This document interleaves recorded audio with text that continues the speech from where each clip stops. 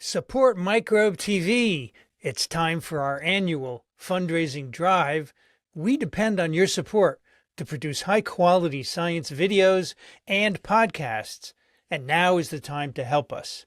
If our programs have appealed to your science interests, or if they have helped you in some way, please record a brief audio or video with your phone and tell us about it.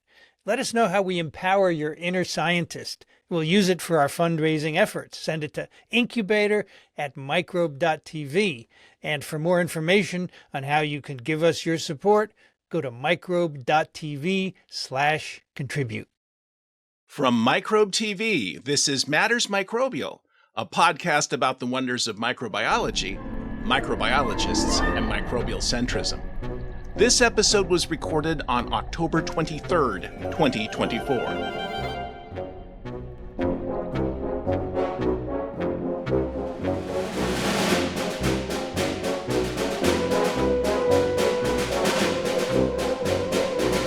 Hello, Micronauts, and welcome once again to our Quality Quorum.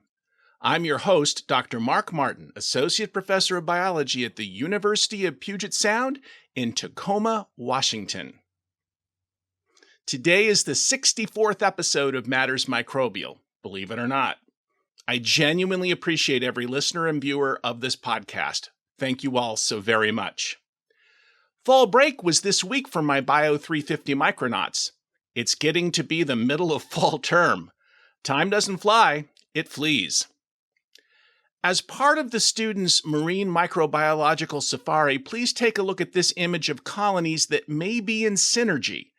The central yellowish colony appears to be providing something to the smaller colonies surrounding it, which are much smaller farther away from the central colony. Interactions and sociomicrobiology remain key. I also gave an exam. One of the take-home assignments was to ask the Micronauts to come up with a meme that illustrated a concept we discussed in lecture.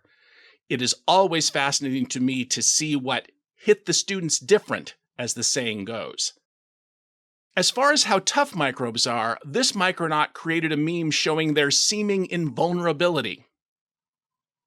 This Micronaut was taken by the primacy of Prochlorococcus in the biosphere, a microbe we all must know more about. During our discussions of motility, one Micronaut was fascinated by how some microbes secrete exopolysaccharide at one pole of the cell, pushing them along. This is the famous snot rocket image. And finally, one student went all out in a meme illustrating GASP, growth advantage in stationary phase. That is, how microbes can evolve in old cultures to become better at surviving and growing under such conditions. Experience matters, even in the microbial world. The human microbiome has become an important part of research in so many ways. In fact, companies and the media have seized upon this concept and do their best to represent it in ways that can show profit motive, as seen here, or even a bit hypish, seen here. It's vital that researchers studying microbiomes in general have robust tools and approaches for studying the myriad organisms present, and perhaps learn what those patterns might mean for many areas of study, including human health. Thus, I am pleased to introduce my friend and colleague, Pat Schloss, to discuss the work that he and his coworkers do in the analysis of microbiome data, creating tools for microbiome analysis, and efforts to make such analyses repeatable and thus more valuable. Welcome to the Quality Quorum today, Pat. It's great to see you. Hey, Mark. Thanks for having me. I'm delighted to be here. Oh, it's been a while since we've actually been able to touch base. Absolutely. It's been too long. Well, it's always good to see you. You have a wonderful YouTube channel about data analysis, and I'm going to link to that in the show notes. So I actually feel like I see you every week. Oh, hopefully that's not too much. Believe me, I have the same issue looking at myself. So I did want to talk a little bit about the human microbiome because we've had several episodes on this podcast about it. And one of the things that concerns me are people that take it a little bit too far. So I think many folks don't appreciate, if they're outside that field, how you obtain data, how you analyze that data. And I think you have a couple of ways to describe that. Yeah, I guess just kind of to back up that the human microbiome, we typically think of, or at least my lab studies through fecal samples, so poop samples. And in that sample of feces, I think it was E.O. Wilson at one point said that if he had it to do over again, he would have been a microbial ecologist. And he was a world famous ecologist.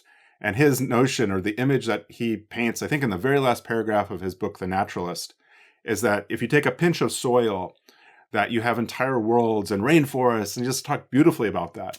Well, I do the same thing, but with poop, right? And so in like that pinch of soil, or that pinch of feces, there might be 10 to the 11, 10 to the 12 bacteria.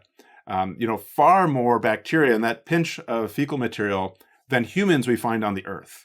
And so if you can imagine the diversity of humans we find on the earth and places that humans live, that's kind of what I think about when I think about that sample of a fecal sample, right? Is that there's just tremendous diversity, and there's, of course, many different types of interactions going on, as you mentioned in your intro. That diversity is just really captivating and has really gotten me excited. One of the things that we know is that all of life is connected genetically, and so all bacteria and humans also, all eukaryotes and bacteria and archaea, have a gene, a ribosomal RNA gene. Actually, we have several of them, but for microbial ecology, we focus on one that in bacteria is called the 16S. In eukaryotes like humans, we have an 18S. But that 16S gene is something that we've been using since Carl Woese described it back in the 70s to relate different types of bacteria to each other. And so we use a variety of fancy techniques to generate just gobs and gobs of sequence data for that gene from many, many different types of bacteria. We can use that gene to kind of relate the genes to each other from different people. So I can look at the bacteria in my gut and compare them to yours, Mark, or to anyone else who's watching this episode. And so that's effectively what we're doing, kind of whittled down into kind of the essentials, that we take this 16S gene that's found in every bacterium, and because it evolves slowly, we can describe how related they are to each other. And so then a lot of what my interest has been is in the bioinformatics of, what computationally on a computer, how do we go about taking those sequences, making sure that they're legit sequences, and then how do we compare those sequences to each other to figure out like what type of bacteria are there, or to make comparisons between, say, you and me or any other pair of people. I just wanted to say that this is certainly something that I do on an individual basis. I mean, my micronauts right now, they have organisms they got from their water bottles, or they're from their marine samples. And these are things that they cultivate. And we use this approach, which you can think of for listeners and viewers like a barcode. The more evolutionarily distant two organisms are, the more differences in the sequence. And people like you put together packages to allow us to compare. And anything that we do has like a pro and a con. There are limits to every form of analysis. And to my point of view, and again, feel free to correct me, if you want to get large data sets, you have to give things up to get there because of the sheer number of organisms that have to be looked at. And again, something that needs to be emphasized for listeners and viewers is that many organisms that are present and alive in a given environment, including our gut, can't be cultivated on media in the lab. Yeah, absolutely. And that's like your point about like your micronauts are using their water bottles and I'm using human or mouse fecal samples. I was also doing it in compost or in soil or insect guts. And so, kind of the premise that I've had this kind of torturous path through microbial ecology, to me, it's all the same. I'm studying communities, but those communities are in different environments, right? And I'm using the same technique more or less than what I used back in grad school, 25 years ago or so, right? And so that that kind of continuity of methods has been really helpful, and also makes it, I think, in a way, really fun, so that I can go and talk to my friend that's made it also fun. So I can talk to my friend at the University of Wisconsin, like Trina McMahon, who studies lakes, and think about her lake ecology and how that might relate to my gut ecology. Or I can go to a friend who's studying wastewater treatment plants across campus and kind of use what they're doing to think about what I'm doing. But your point is good about strengths and weaknesses of all methods. And if you ever run into someone that says, this is the method that you have to use, run, right? Also, there's this sense that we've got to use the newest method. And if someone also tells you that you've got to use the newest method, run. And what I really try to emphasize to people, and especially my trainees, is that it's important to have a question, right? And so someone might say, well, why are you studying water bottles? That seems silly. Or why are you studying mouse poop? That seems silly. Well, we have biological questions that we're interested in, right? So in my lab, we've been interested in diseases like colon cancer. And so I would like to say, if I took a fecal sample from a healthy person and someone with colon cancer, can I differentiate them based on their microbiome? Of course, so that would work for a diagnostic, but if I'm interested in more of the biology of colon cancer, that might not work, right? Because I'm looking at a stool sample, which isn't necessarily representative of what you might find on the right side of the colon, right? Yep. Or the left side of the colon, or along the mucosa of the colon, right? Fecal material is representative of fecal material. It's representative of the stuff kind of coming through the tube. But it gives a pretty good readout for us of what's going on in general in the colon. Will it tell me what type of bacteria are living on the tumor? No. I'd have to perhaps do a colonoscopy. But if I want to do a colonoscopy, if you've ever had a colonoscopy, you know that a big part of that is getting your entire colon washed out. And so you can imagine, if you've had that done, that's kind of a violent process in a way, that's perhaps doing something to the biofilm around the tumors, if there's a tumor there, right? And so you got to think about your question and then try to tailor your methods to your question. 16S is really good at telling us who is there. And to some degree, in what abundance. It's not perfect for abundance, but it doesn't do a good job of telling me what the organism is doing there, right? And so for that, people have turned to modern day metagenomics, where instead of just sequencing the 16S gene, you sequence the entire genome of all the bacteria that are there. But, and so that'll tell you everything that's there, right? And what they're doing, but it won't tell you what genes are being fired. It won't tell you what's being translated and then turned into protein. And so for that, you might need to go to metatranscriptomics. But, right, there's all these buts, there's all these caveats, there's all these weaknesses to different methods. But at the end of the day, you have to know that every method has a bias and a particular application that it's strongest at. And so, again, when people say you've got to use the newest methods, you've got to use the coolest methods, you have to step back and think, well, is that the method that's going to allow me to answer my biological question? And what I find reading and reviewing a lot of papers is that a lot of people have written papers where they didn't have a question. They said, we have a really cool sample, and we're going to go sequence that. Well, why'd you sequence it, right? And if they can't communicate that, then that's just like the most fundamental question, right? Like, well, it was convenient. Okay, well, that's not really a question, right? And so having a question and customizing your methods to help you answer that question, in my experience, has just been critical. And I mean, there are lots of situations in the past when technologies were new where people didn't have a question. They were clearly enamored of the technique. I can think of Norm Pace publishing on the microbiome of his shower curtain, which he did because that technology was new, not to answer a question. On the other hand, the same gentleman found that there were certain organisms in shower heads that seemed to vary with geographical regions and the type of water quality there. I don't know that he asked that question per se, but that certainly is more question-based. And that's old school. The other thing I was going to mention is that we tend to be reductionist as human beings, and we tend to be binary, yes, no, good, bad, that kind of thing. What you really have to look at are the communities. When you say 10 to the 12th organisms per cubic centimeter, that doesn't mean the same organism. It's a community, and it changes with time and place and everything else. It's like studying a rainforest in Africa versus a rainforest in Indonesia. You're going to get the same kinds of organisms there, but they're not necessarily related to one another. But they are related in terms of their functionality to that environment. And that's what makes microbial ecology so challenging, to my way of thinking. Yeah. And I would take it another layer that I suspect, well, yeah, the plants in those different rainforests are doing the same kind of function because they're plants and they harvest energy from the sun, right? Mm-hmm. But with bacteria, as you know, you can have two bacteria that are very similar to each other that have very different functions. And you can have very different organisms, evolutionarily distinct from each other, that do the same thing because there's horizontal gene transfer and there's all sorts of quirks of evolution that play. And so just because I have the name of an organism doesn't mean I have a clue what it's doing, right? And so for 16S, that's a big frustration, is that I don't know what it's doing.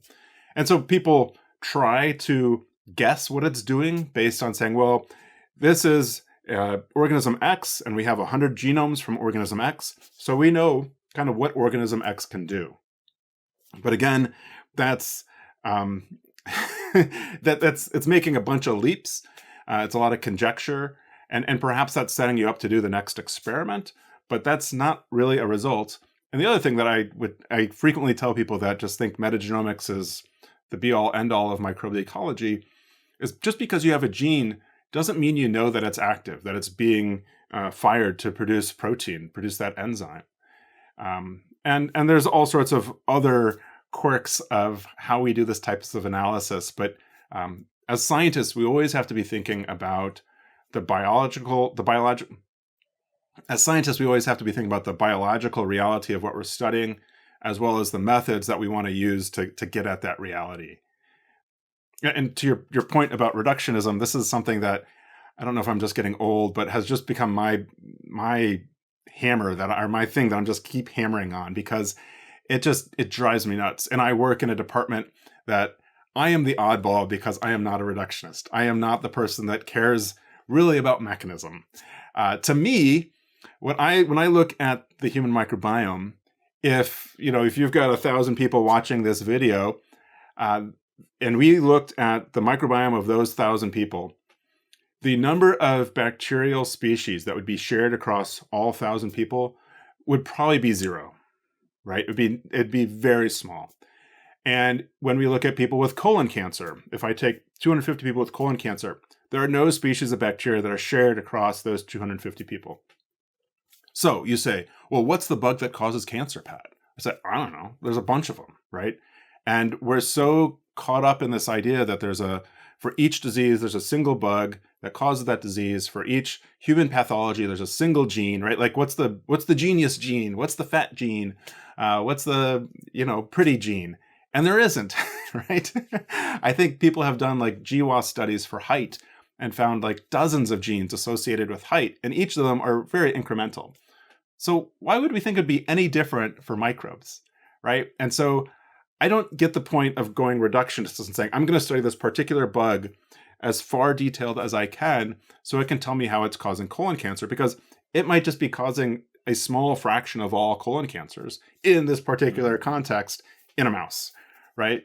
And so I prefer the community approach, where we kind of scale back and we say, what do these organisms have in common?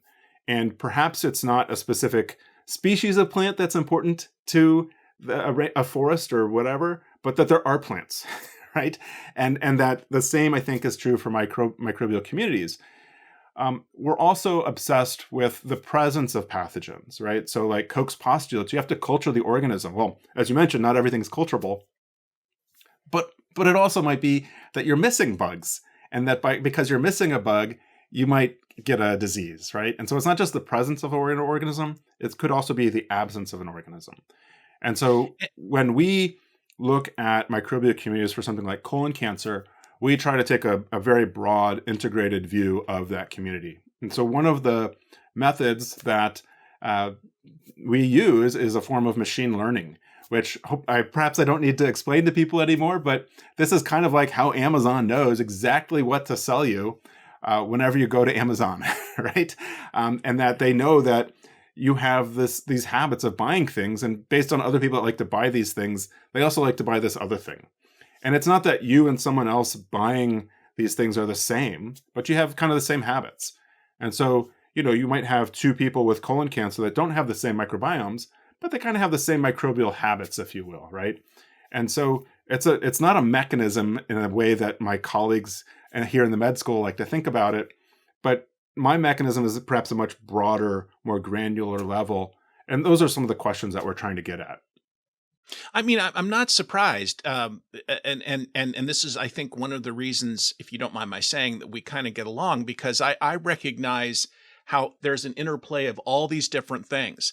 When I used to teach intro level biology, and I would talk about Mendelian genetics, I would have to tell them, but this is not the way that most phenotypes are inherited. But we stick to the simple things, and I think that gets stuck into people's heads as they go through their training. When I took a course in human genetics, when I thought I would be a genetic counselor, we spent a couple of weeks unlearning Mendelian genetics, because they were afraid we would come to it with that preconceived notion. And we see it with microbiome studies as well. As you've mentioned, this organism is responsible for being lean. This organism, or this pattern of organisms, is associated with being obese. And I think it really confuses a lot of people. The media runs with that football and spikes it downfield because they like short, pithy, deterministic commentary. And then there are companies, and I'm not trying to be anti-capitalist here, I'm just trying to say that they want to sell those items. So maybe a good approach was to give an example, as you've been talking about, from your own experience on where you were able to look at this issue of analysis and reproducibility. Yeah, so an example that is kind of the hallmark type of analysis in the microbiome field is a link between the gut microbiome and obesity. And so I think people would love to think that there is a bug that is causing me to be overweight. And if I could just get rid of that bug, or if I could get the lean bug into my gut, all my problems would be solved. I wouldn't have to feel guilty about eating a pint of ice cream every night, right? So that's just kind of like the hallmark study. And so this has been a question that has really fueled a lot of the enthusiasm for the microbiome field. And so in the early days, Jeff Gordon at Washington University, not the race car driver, the physician, had a study with I think he was a postdoc, a graduate student at the time named Peter Turnbaugh. And he and those two and their lab looked at mice, and they looked at humans, and they compared people who were obese and people who were lean. And they kind of found some reproducible results within their mice and within their cohort of people that they were looking at, that people who were obese tended to have, I forget which way, I think obese was less diverse community. And also then people who were obese tend to have a higher ratio of, say, Bacteroides to Firmicutes. So these are names of groups of bacteria that would be like saying the ratios of plants to animals or plants to mammals in a forest, right? And so this was an idea that you would go to seminars, you would read papers, and like the introduction to every seminar, the introduction to every paper would be the microbiome causes obesity, right? Or has a role in energy harvesting causing weight gain or things like that. And so a former postdoc in my lab named Mark Z and I wrote a paper that we published in MBio. And one of the things that we were able to do, because we were looking at things now maybe 15 years after those initial studies, was that we were able to take a dozen studies from different cohorts of humans and look at the diversity that we would find in obese and non-obese individuals. And the names that you'll see on the left side of these two panels is the name of the first author in the different studies. And you'll see on the panel A here, sorry, this is a little complicated, you'll see a circle for the non-obese individuals, and that is blue, and the red for the obese individuals. And what you'll see is that the difference in diversity within these studies is really small compared to the variation shown by those error bars, right? And so in some studies, yeah, there is a significant relationship between diversity and obesity status. And what we found when we kind of took all that data together, this is shown in the bottom row of this figure, is that if there's a difference, it's really small. Sure, it's significant, but we're talking about like minuscule difference in diversity, right? And so again, this comes back to the question, what is a meaningful difference in diversity? So if I have a Shannon diversity index of 4.1 and you have one of 4.15, does that matter, right?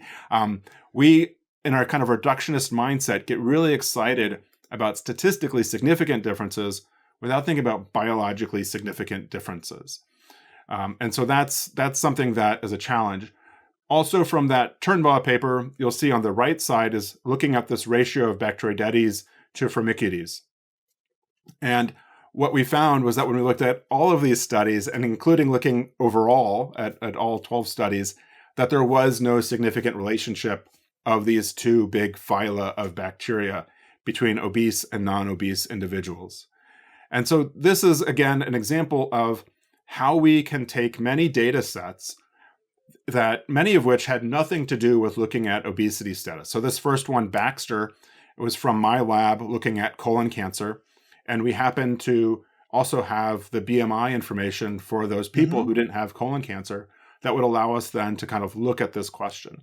And so by looking at these studies, we're basically able to replicate the same analysis across 12 studies and then see whether or not it reproduced. The next slide, I'm sorry, is a bit more complicated. It's those same 12 studies where we again trained a machine learning algorithm called random forest on each of the 12 studies. And so just as an example, the Baxter, this first one, the data from Baxter is a black open circle. And so if you look in that first column, the black open circle you see by about 0.6 accuracy is how good our own data set was at predicting whether or not somebody was obese or not. So then what Neil Baxter, the student in my lab, did was he took that model that he trained on his own data and he applied it to the 11 other data sets. And you can see how well it did. Really bad, right? Like, sure, there's 2 data sets there that did okay, but by and large, the 9 other data sets were horrible. You may as well have flipped a coin, right? And you kind of see that as you go through all the other data sets that we trained models on and then deployed to classify obesity status. And so what we see is that with humans, it is really difficult / impossible to distinguish people on their obesity status using their microbiome. A question that comes up then is like, in mice, we see this effect. If you take genetically obese mice and genetically lean mice and compare them to each other, we see a difference. Like, what about that? And again, I think this comes back to the reductionism question, that my life is a lot different than a mouse's life, right? In many ways, right? The diets we eat are different. The genetic manipulation of those mice was pretty radical. To have a gene that we know makes you obese is really different than just kind of, I don't know, random people grabbed off the street. Mice tend to be very homogeneous genetically. Their environments are very similar. They eat the same thing every day, all day. I eat different stuff every day, every meal, right? And I walk and go in all sorts of different environments that changes my microbiome. And so I wouldn't say that I wouldn't say that there's no link between the microbiome and obesity, right? I think there is a link. There probably is a link. It makes sense that there'd be a link. So how big is that link, right? How big is that effect size if you think about it? That's coming back to this idea of a biological versus statistical difference, is the effect size. Like, if we were to look at the microbiome to measure the difference in obesity status, what would its effect size be? And I think it's pretty small. There's other things, like the fact that I eat a pint of ice cream maybe every night, right? Or that I don't exercise. Or there's a bunch of things that I think are far harder for me to acknowledge are my own problem versus my microbiome, right? I would love to be able to take a pill and make all these pounds go away. I'd much rather do that than to stop eating ice cream and stop eating Big Macs. And did you see there's a chicken Big Mac? Oh my gosh, that looks amazing, right? But that's what my brain thinks. And it's not my microbiome telling me that I really should go try that chicken Big Mac and a mega-sized fries and a big Dr. Pepper. That's kind of me, right? I mean, there's psychology in it as well, but I think my desire to eat a Big Mac and maybe fulfilling that desire is probably causing my overweightedness more than who's in my microbiome. And so, again, is the microbiome connected to obesity status? Probably. How much does it have a role? Probably really, really small. It's certainly not something I would go pay big money to resolve in my own gut, right? I think there's other things that I could more easily do to shed some pounds. When I look around and see this huge market for probiotics, are there any of them that can actually carry out anything measurable or important with regards to health? So the problem with probiotics is that it's largely unregulated. And that is because the FDA has yet to approve of a single organism probiotic for a health benefit. There is one that I'm aware of, and that's actually a cocktail, and that's given for people who have recurrent Clostridioides difficile infection. So basically getting rid of the fecal transplant and giving people this cocktail. What I tell people is I would rather them give me the money than give the company the money, and they'll get the same benefit. So that might be a little too cynical, but when people do this type of research, they will find people who have irritable bowel syndrome, so like diarrhea or gas or bloating. And these are symptoms often that are really hard to quantify or measure. And so they'll track people for a week, and then they'll give them the drug, and they might get the drug, they might get the placebo. And what's interesting is that everybody has their symptoms drop, even the placebo. And so, and then it kind of continues on at low levels. So there's a really strong placebo effect in these probiotic studies. And I think a reason for that is that we tend to have organisms like these organisms in our gut already, right? So it'd be like going into a forest and planting a sapling in that forest. Like, how well is that going to do? Probably not really well, because it's going to get shaded out by all the other trees, right? You need a way to kind of open up a niche for that to come in, which is why I think like a fecal transplant works so well for C. diff, because the person's been treated with antibiotics. But the typical person who's going to go on a line or acidophilus or whatever the drug is, the probiotic is, isn't doing any of that stuff. And what we find, again, is that when they collect fecal samples from these people who are on probiotics, we'll find the probiotic in the fecal sample. But once they've stopped taking the probiotic, you no longer see it in the fecal sample, unfortunately, that it doesn't colonize. Again, in mice, there seem to be benefits. In humans, it's really hard to measure if there's anything. And I don't know, the FDA doesn't pay me anything to say this, but they haven't approved anything like we typically would buy at a drugstore for health benefits. And I think it's important, and I really appreciate what you said. And there may be many, many people listening or watching that have very strong opinions about this. And the good news about most probiotics is that it's really hard, like yogurt or yogurt-based things, it's really hard to come up with a model where that could hurt you. So that's good. Just like people who say if they consume kefir or kombucha, it does all these wonderful things. And I'm not upset that they do that. I would only be upset if they had a medical problem that could be dealt with by conventional medicine. That would be the issue. I think what we need to do if we're going to have things like this take place is not rely on anecdotal data, but on controlled studies. And that's really hard to do. Absolutely. Yep. It's really hard to do. And kind of, I whenever I publish a paper, I get emails from people who want to be part of my next clinical study because they are hurting, right? They have some problem, or their family member, loved one has a problem, and they need help, right? And I can feel the desperation that they want help. And so I worry that people kind of chase down probiotics or the latest flavor of the month, and they're not going to their doctor. They're not listening to their physician for what to do. I am not a physician. And so whenever I get these emails, I say, I'm really sorry that you're going through this. I don't have anything going on. I really encourage you to work closely with your physician and follow their advice. Because I would hate for somebody to do something. I've heard about people doing all sorts of weird cleanses and probiotic mixtures and all sorts of things. And my fear would be that someone does that thinking it's going to help, but in the long run, it might counteract some of the benefits from the therapy their physician wants to give them. And Exactly. So it's, yes, like a normal, healthy person is not going to have a problem taking a probiotic that they get from the drugstore. But again, when we start hanging all our hopes on some of these things, then I think there's big problems. And to people who are adamant that this probiotic is doing wonders for them, awesome, good for you. Yeah, and not in a negative that's way. great. Like Yeah. I don't see that. I haven't had that benefit. My reading of the literature doesn't support that at like a population level, but it's not going to hurt them most likely. Pat, there's been a lot of noise on social media about a report, I believe it was publicized in New Scientist, suggesting there was a robust microbiome in the human brain, which was not my understanding at all. And do you have some thoughts on that particular third rail topic? So I think that's called meningitis. But yeah, sorry.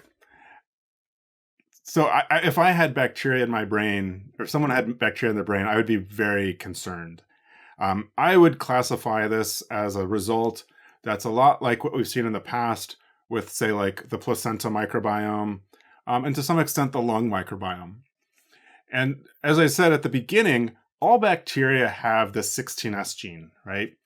And so one of the problems with that is that it makes the technique very susceptible to contamination when we have very low biomass. Many years ago, I went out to, I think, one of your favorite places, out to Pasadena, and went to the Jet Propulsion Lab at NASA. And they had a problem where they were trying to send a rover to Mars to look for life. The problem was that the rover had life on it. They had spores of bacteria. And that there's just contamination. There's bacteria everywhere. There's just contamination, right? So coming back to the brain and the placenta. And we know that a lot of our reagents have bacteria in them or have had bacteria in them, right? So just because I find a 16S gene doesn't mean it came from a living organism, right? So like the surface of that Martian rover, we might find DNA there, but that doesn't mean there's an organism there, right? And so what the sense has been, especially with like the placenta microbiome, where there was enthusiasm for a placenta microbiome from healthy individuals, was that a lot of the bacteria we found in those studies are commonly associated as contaminants. And so, you know, if I took a sterile water sample and ran it through all of my sequencing pipeline, you would likely find bacteria, or you would find 16S sequences. Whether or not you have intact living bacteria is probably another matter. And so my sense is that the brain is, of course, a low biomass sample, certainly compared to like a fecal sample. It's probably a lot like what you'd find in the placenta. And that what they're detecting there is from contamination, from reagents, or from other sources. And that if you looked at the number of bacteria that they're detecting there, it'd be vanishingly small. If they did microscopy, again, thinking about methods tailored to questions, if you did microscopy, you probably wouldn't see cells. If you did cultivation, you probably wouldn't be able to culture anything, right? And these are kind of all the same types of questions we asked about the placenta microbiome. And I would ask the same exact question of the brain microbiome. And what we found with the placenta microbiome is that it's all artifact in healthy individuals. There certainly are cases where placentas and brains get colonized, but in healthy individuals, it's a contaminant. It's an artifact of the sampling process. And it's funny because I'm not saying this is the case in this particular thing, but I have seen studies where folks apparently didn't do the control of not adding any template at all. And it's because the thought was, well, why should I? And especially when you have a big complex pipeline, as you often need. It just seems like, I mean, you want to be waving the swab in the air, you know, before you do the next step if you're using swabs, right? Yeah, absolutely. And that isn't to say that there isn't a connection between the brain and the microbiome, right? Which when you first asked your question, that's where I thought you were going. So like there is thought of a connection between the brain and neurology and, say, the gut microbiome, right? Yes. So like if I'm depressed, I don't want to eat. Like, is that a link, right? And we know that the nervous system dumps tons of serotonin into the gut. And so that's going to change the microbiome. And so, but that gets us to another issue in the microbiome is the direction of the arrow, the causation arrow, right? Right. So does my brain make me not want to eat, or does my brain make me want to eat, or does my gut make me want to eat or not eat, right? Like which way does the arrow go? And I think it can go in both directions for some cases. So like colon cancer, we think that there has to be a mutation, and perhaps then the bacteria cause inflammation that cause that to go, right? Like it's not either or, it's both and. And so I think that's another question that we need to get at is like the direction of the arrow in some of these relationships. And I think a lot of like the neurology, neurobiology, microbiome link stuff is not very well developed. And as you might imagine, those studies are really hard to do. And kind of, and thinking about how you would disentangle the effects of the microbiome from neurological activity. So, Pat, we've had a couple of people on the podcast who've tried to talk about relationship of diet and the microbiome on this program, and it just occurred to me if you're following some of the diets I've seen about consuming raw vegetables. I mean, there's going to be a microbiome associated with those raw vegetables. I mean, do you think that that's going to perhaps affect what ends up being part of your internal microbiome just from the outside? Yeah, I guess this whole question of diet again goes down that reductionist route, right? Is it the green leafy vegetable? Is it the chemicals in the vegetable? Is it the chemicals that come along with it? I'm hoping that the lettuce I eat isn't so inundated with bacteria that it's going to cause a gastrointestinal problem, right? I suspect the number of bacteria on our green leafy vegetables is probably pretty low compared to other sources that I might get. But again, it's all part of a whole, right? And that, I'm eating these things and I'm bringing them in. And if I eat salad every day or green leafy vegetables every day, like it's probably recommended, then that's going to constantly be bathing me and exposing me to these microbes so that if a niche opens up, then one of its bugs can colonize. But I think reducing it again to one single thing is challenging. And whether that is the health benefit, I don't know, is my answer. Again, I would kind of wonder about effect size in those types of things. I think the same type of question comes up with fermented foods. Yes. And so the number of bacteria in like your kefir or yogurt is actually quite small compared to like the overall number of bacteria in your gut. And so I think you'd have to be constantly bathing your gut with those products to see a health benefit. And you probably have done this with your undergrads, that like a classic study for undergrads is to go to the grocery store and get a bunch of yogurt or probiotics and quantify the number of bacteria in them. And it's hugely variable, right? Yeah. And so part of me wonders now if fermented foods is more about preserving the food than it is about us. And I think that's perhaps a really, perhaps a controversial take, but that, something like yogurt is really good because we didn't have refrigeration 2,000 years ago, right? But we could make yogurt and we could store it and then we could eat the yogurt, we could eat the milk later, right? And perhaps that was the benefit, is that we could store foods that were fermented better than raw. Perhaps more important than the health benefit, although, again, not wanting to be a reductionist, it's probably all important. Well, it's interesting because you can view some of the materials in the fermented food as being a prebiotic to act as a different kind of growth material for the microbes that are there. And I think there's a case to be made for that in many cases, in many situations. It's like I think it's in an insect, or you've got chickens right. that got a crop, right? Like, that I might not do a good job of breaking down cucumbers, but if the lactic acid bacteria go at it for a while and turn it into a pickle, then it tastes better and it's easier to digest, right? That might be kind of like that. I think of us like a big tube, which is a good way of thinking about it. And I've been very much infected by Seth Bordenstein's idea about the holobiont. and there are organisms that have co-evolved with us that are kind of part of that consortium of that superorganism that's us. And then you have things that are just passing through. And then there are ones that are squatters, if you'll forgive the bad pun, that have kind of set up shop that should or shouldn't be there.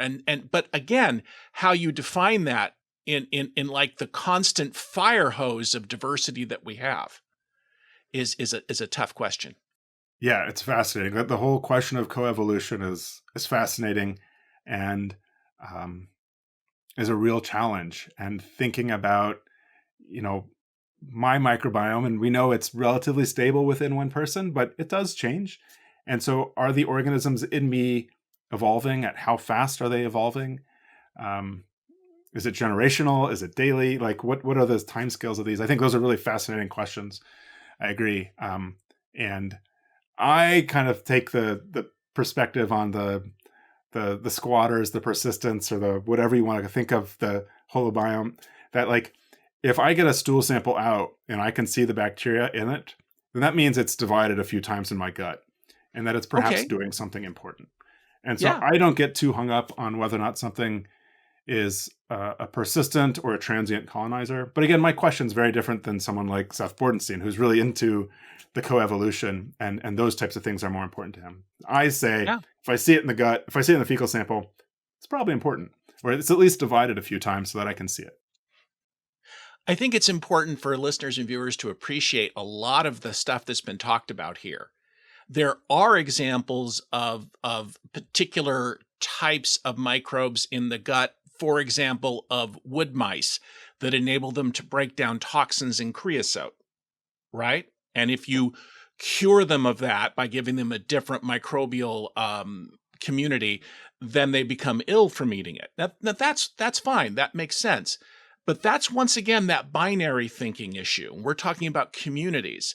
And the problem that I have is there are so many people, and sometimes true in science, I'm not pointing fingers at anyone, who really want these things to be true.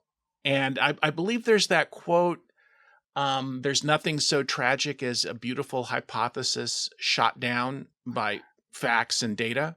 Yeah.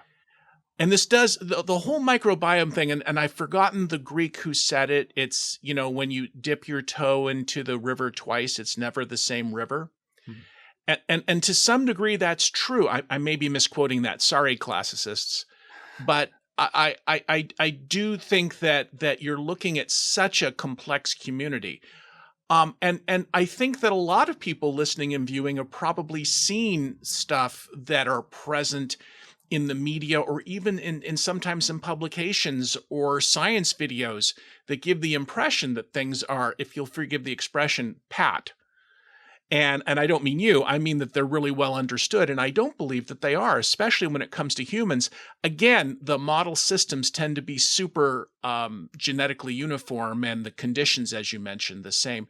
Did you get a lot of pushback on this work showing less of a strong relationship? I think people were pretty happy about it. I think, there's always going to be people that want to like take down the man. And so like, this is kind of taking down the man. But I see it in other places. And I think it's perhaps easy to throw stones here, but I think there's other applications where people aren't seeing it so clearly. So for your viewers, an example of this, in my opinion, and hopefully I don't get you in trouble for this, is the autism microbiome literature. Yes. And so the way scientists would study this in a lab would be to stimulate conditions that would provoke an autism-like activity, right? So they would measure things that are connected with autism-like behaviors. And perhaps they can do some treatment to get the mice act a certain way, and then they can study the microbiome and see that it's different, right? And so they might, again, find a difference in mice between mice acting autistically versus mice not acting autistically. Again, that's like acting. That doesn't mean that the mice are autistic, right? Yes.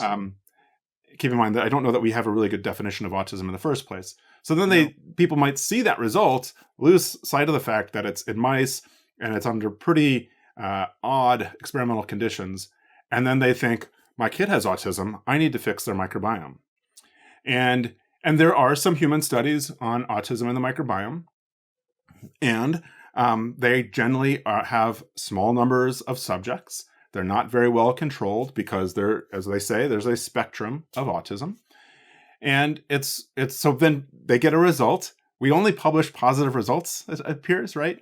Somehow I got this published as a negative result on obesity, but it's really hard to publish negative results. And so in the autism sense, then we have parents who I'm sure are struggling because their kids have autism and they would do anything they could to help their kid.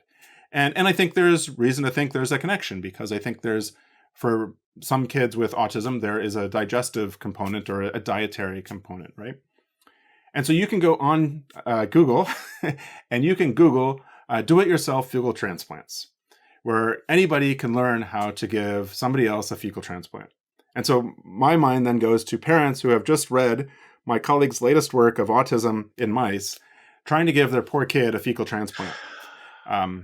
And keep in mind, fecal transplants have really only been effective for people with Clostridioides difficile infections, who are people who have the gut that's the equivalent of like a forest that just had a forest fire go through, and it's just basically been decimated. Right. It's completely different than what you might see in a kid, an autistic kid, any adult, right? And so the idea then that there's parents trying to do these DIY fecal transplants, there's risks, you're getting hopes up, it's not likely to work. How do you know that the microbiome the kid's going to get is any different than the one you're giving it or yours, right? Like there's just so many questions. And I think that is an example for me of why it's really important to be thinking clearly about a lot of these topics we've been talking about today, like your biological question, your methods, the reproducibility of your study, getting lots of replication done across many cohorts, before we start kind of being excited about the latest, greatest result from the microbiome literature. I think it is an exciting field, don't get me wrong, but we do need to be cautious about how we then apply that information and give it out to the public. I read an interview with Sarkis Mazamian at Caltech about this very topic you were mentioning, and the telephone calls he would get from parents asking his help, when of course those studies were on mice, and it was heartbreaking, as it would be. And I think we live in a world because of how much information, without discussing the quality of that information, incidentally, so much information is available to us that people can go down all kinds of rabbit holes very, very quickly. And I'm not taking a position on all of these things. I do think that it's really hard to transmit things that we've learned about in mice to people. There are times you can do that. So is there a particular microbiome study that you think that is a really interesting, worth following up? Would it be the work that I know you've done something with communities in colorectal cancer? I'm obviously biased because that's what I do. And I think I worry for the microbiome field that we don't really have any deliverables for the microbiome field, right? So this reminds me of like the Human Genome Project was published, released, and then we went like a couple decades and people are like, what do we got from this, right? That's right. And so now there's been some like genetic tests developed for like breast cancer and a variety of other diseases. But what is it for the human microbiome, right? Okay, we have fecal transplants for people with C. difficile infections. But, the Chinese have been doing that for maybe millennia for digestive issues. I think they called it like yellow tea or something. And so where I see the most hope is in diagnostics. And so, again, it's fairly easy to get fecal samples. And I would like to think that there is something out there that we could develop a diagnostic looking at the microbiome of people's fecal samples to determine whether or not they need a colonoscopy. People should be getting colonoscopies regardless, but I think only about 30% of people adhere to the recommendations in terms of getting appropriate cancer screening for colon cancer. And that's because a colonoscopy is a pretty miserable experience, right? And so if we had non-invasive diagnostics, like a fecal sample, then that would, I think, do pretty well for helping us to maybe do a better job of triaging people between, yes, you do need a colonoscopy or no, you don't. most of the non-invasive diagnostics are not very good at detecting early stage tumors, where in colon cancer, if you can detect early stage, then you have a pretty good prognosis. Our work suggests that we can get early stage tumors better than conventional tools. It's not perfect, and there's still a lot of work that would need to be done. But again, I think this is where there's a lot of optimism, is making diagnostics for diseases based on the microbiome. And one of my kind of crazy dreams would be that every year I take a fecal sample to my doctor, and she might submit it for sequencing. And so then they have a bank of my sequence data where they can compare me to myself over time. And they can also compare me to everybody else in the database. And they might be able to say, hey, Pat, your microbiome changed pretty radically in the last year. Like, did you do something? Like, did you change your diet? Did something happen? Mm-hmm. And I would say, no, I don't think so. And they're like, well, when we see this happen, then we typically associate this with this other thing, right? And so then they might send me for further testing. And kind of my quip is that we do this for our dogs, right? For like parasite testing or whatever. Like, why don't we do it for ourselves? But I think that is the future. And that's perhaps where we can perhaps get some early quick gains is in terms of diagnostics. And I think I'm talking about fecal, but you could also imagine doing skin for eczema and other diseases like that, or for cavity formation. My kids have horrible teeth, and I'd have to think that there's something there, right? In terms of the microbiota they have in their mouth versus kids that don't get horrible cavities just by looking at a candy bar, right?